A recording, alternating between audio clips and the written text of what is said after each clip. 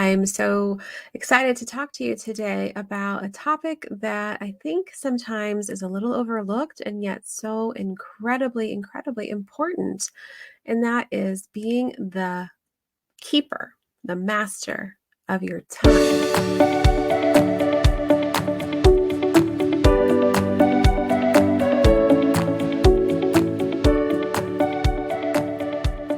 So often, when we start out trying to start up a business or to create something new or level up in our careers, we come into this problem of time, and time blocking is really important when we start to think about that. Now, I know you might be looking at me and thinking, we've already heard about time blocking. We don't need to hear about this again.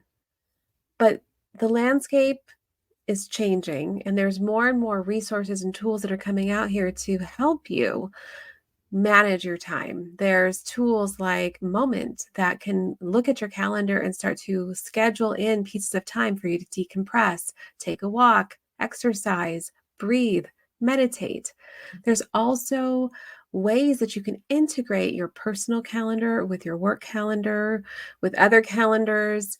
I don't know about you, but for me, I have several calendars that I am working with as a coach, working in corporate coaching with coaching clients, with my personal clients, and then also managing my personal life and all of the things that we have within our family calendars and et cetera and so forth.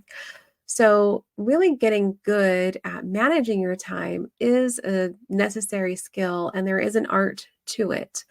And I would actually encourage you to start by thinking about what you would ideally have your week look like.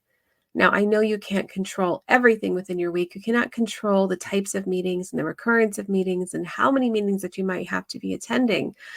But what you can do is really think about how you manage what goes into it. So, when you start your day, what type of ritual do you have? And how do you keep up with all of the tasks and things that you have to do?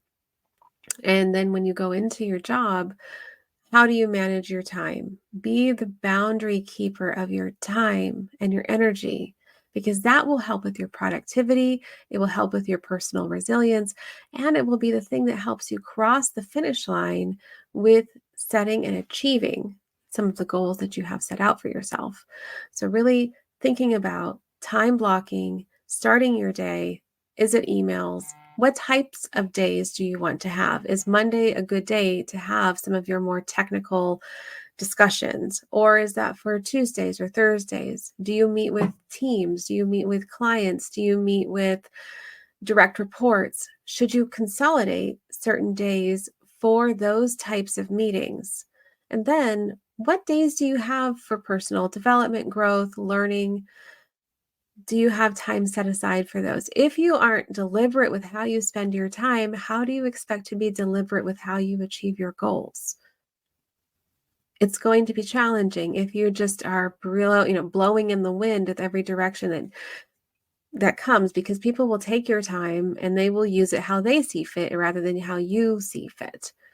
So really getting masterful about your time and very protective of your time. And it's amazing what you can actually accomplish within a short period of time that might take you much, much longer when you don't set a finite time for your brain to say, okay, I literally have 30 minutes to get this accomplished.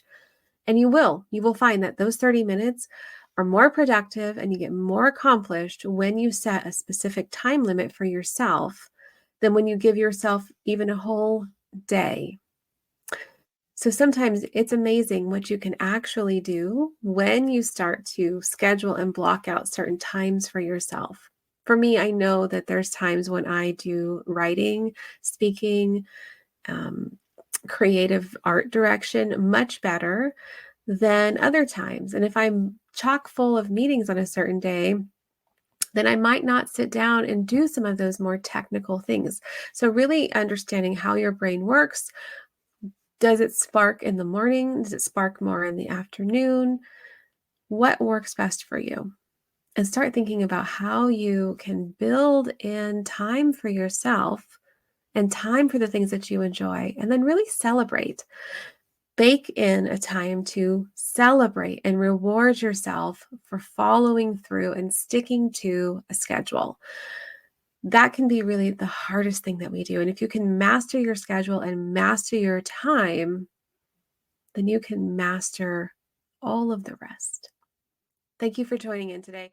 I'm very excited to share with you my new podcast, The Hello You Show. You can join now. Look for the link in the comments, and that way you can be notified when the first episode launches. Until then, stay true to you, keep your spark alive, and keep pushing forward on those dreams. Talk soon.